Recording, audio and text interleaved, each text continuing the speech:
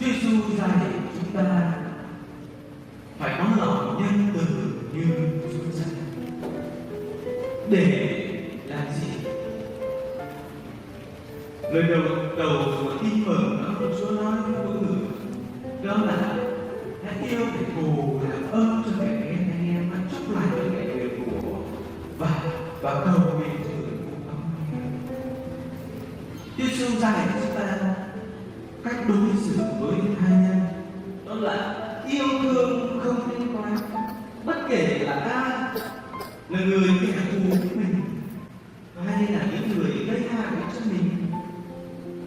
Chúa dạy cho chúng ta bài học của sự yêu thương, yêu như Chúa yêu.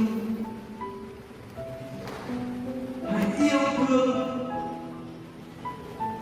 khác đẹp được là nhé, hàng ngàn là người mình ô muốn người mình ít bên đi người mình ô còn người mình ít gian này là người mình ô một chút người ít. Đó là yêu thương rồi làm ơn rồi chúc phúc và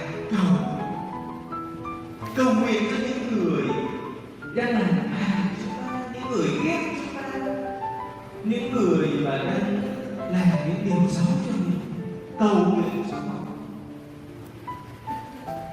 Và để mà cầu nguyện thì chúng ta phải có lòng yêu thương như Chúa. Chúa Giêsu dạy chúng ta yêu thương. Nếu mà chúng ta yêu những người mà người ta yêu mình, những người đem niềm vui cho mình, những người giúp mình, những người làm ơn cho mình yêu họ thì là bình thường. Chuyện đấy người tội lỗi, những người bên ngoài, những người ngoài đạo người ta cũng làm như vậy, đối xử công bằng với nhau. Còn chúng ta là những người con của Chúa, anh em chúng ta là những người con của Chúa, thì chúng ta phải hơn những người ngoài đạo. Chúng ta vượt trên yêu thương những người địch thủ của mình. Trong Cựu Ước thì chúng ta thấy có cái luật là mắt để mắt, răng để răng. Ai đối xử với mình như thế nào thì mình đối xử với họ như thế. Đấy là Cựu Ước. Nhưng mà còn thầy nói sao nghe không được làm như vậy.